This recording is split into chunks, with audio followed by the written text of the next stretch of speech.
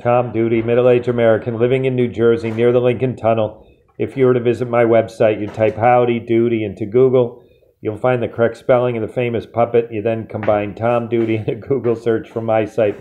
The word junk up there, that's a habit I have for naming temporary files. It is not an indication of the value of this text.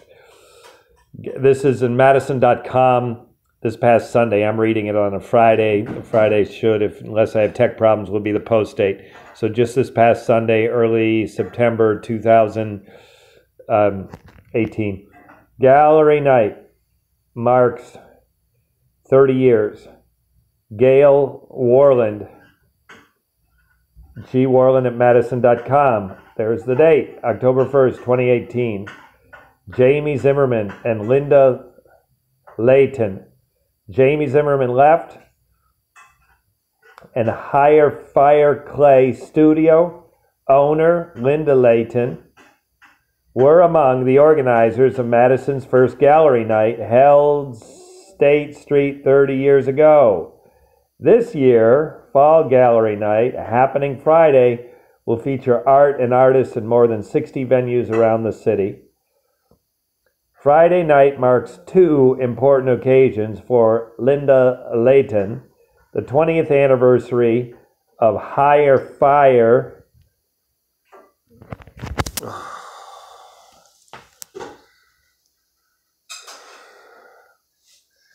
her clay studio at 2132 Regent Street, and the 30-year mark for Madison Fall Gallery Night. Layton was among the original organizers of Gallery Night, twice-a-year event where galleries and local businesses throw open their doors to celebrate visual arts.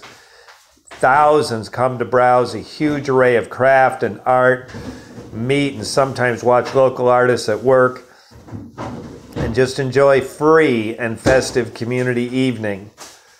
Now, a citywide event, organizers each fall and spring by Madison Museum Contemporary Art Gallery Night started as an art walk among a handful of galleries on and around State Street.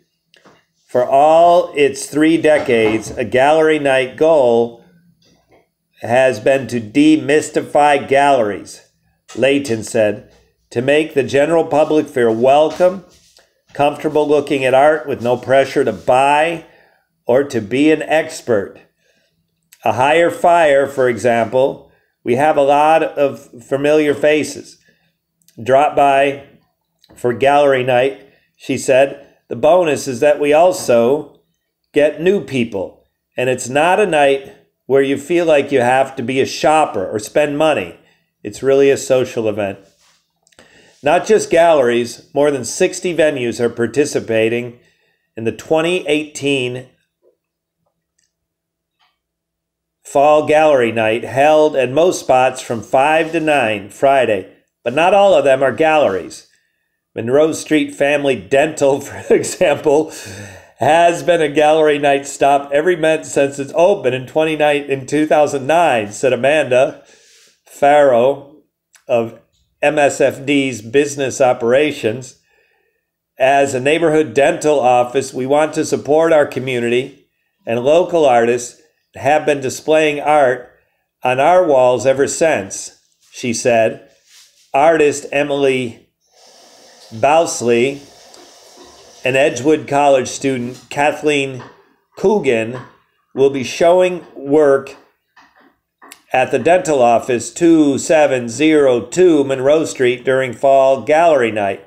Other artists will be showing work in spots ranging from coffee houses to restaurants to Central Library, a real estate office, and numerous watering holes. The Wisconsin Council of the Blind and Visually Impaired will show the work of blind and visually impaired artists at 754 Williamson Street from 5 to 8 p.m. Madison Senior Center, 330 West Mifflin Street, will feature works by local artists ages 55 plus. Studio Paran 2051 Winnebago Street, has been participating in gallery night for about 25 years, said owner Richard Jones. I don't quite remember when we started, but it was when we had moved into our former location, 2 doors down from our current location, down a little alley, and then the back of a now DNA Studios, he said in an email. We wanted to get locals. We wanted to let locals know we were there, tucked away, blowing lots of glass and shipping it all over the country. We are still a bit off the beaten path, and although we maintain a showroom in pretty regular hours, gallery night's a great opportunity twice a year for us to present new work and demonstrate to the crowd the standard of glass blowing, the standard craft and art of glass blowing. Bringing in young people, the first gallery night was put together by a volunteer group known as Art Partners, part of the Madison Art Center, now known as the Madison Museum of Contemporary Art. Art Partners was made up of young artists, art fans, and young professionals, and changed in part with bringing more young people to the Art Center, Layton recalls. The initial gallery walk was designed to be festive, with street jugglers, horse-drawn wagons, rides around the Capitol, and otherwise lively scene. It ended up being this really beautiful night, said Jamie Zimmerman, a financial advisor and art lover who is among the art partners who helped found gallery night. It ended up with tons of people, so it was a lot of fun. Then it got even more interesting, he said, because a lot more galleries said, well, we want to be involved too.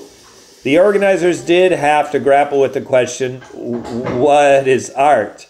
Should gallery nights include not only established full-time art venues, but also local businesses that might show art only twice a year? There was a bit of a discussion every time. In early years, Zimmerman said, but we always defaulted to being more open-minded than closed. That's one of the things that Brioni Jean Foy, or that could be Jean Foy, another original gallery night organizer, is most proud, she said, that's probably Jean. Works by Brittany Jean Foy, Higher Fire Clay Studio, 2032 Regent Street, will exhibit clay works such as whimsical creations of Brioni Jean Foy, shown here on display shelves during the 2018 Fall Gallery Night. On Friday, Foy was one of the organizers of Madison's first gallery night 30 years ago. John Hart State Journal, I think it introduced a lot of people to a wider view of what constitutes art, she said. The opportunity to see galleries full of jewels, ceramics, textiles, photography not only helped broaden the definition of art, but also brought new viewers into the museum.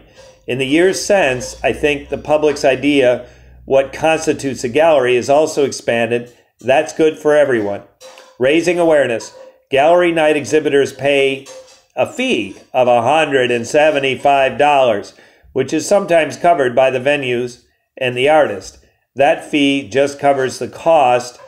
Publicity, said MMOCA MOCA developing officer Caitlin Kropp, who now coordinates gallery night. The event is not a fundraiser, but meant to raise awareness of Madison's art scene and engage local businesses, she said. MOCA, a free admission museum year-round, will have its doors at 227 Straight Street open during gallery night, with 4 exhibitions on view and free 6:30 p.m. gallery talk by UW-Madison Associate Professor Art History Michael J. McClure on Joel Shapiro, The Bronzes. MOCA will also host a gallery night after party, 9 to 11, with a DJ, cash bar, snack buffet, and hands-on activities. The party is free for Mocha members, $5 for non-members.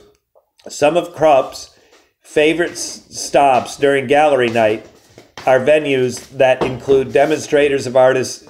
It's a wonderful way for people to understand the process, she said. Something lasting, and it's not a stretch to say the gallery night can make a huge impact. 4 years in, Leighton decided to open her clay studio and gallery. Foy, who was a participating lawyer during the Art Partner days, is now a full-time studio artist working in fiber arts and ceramics.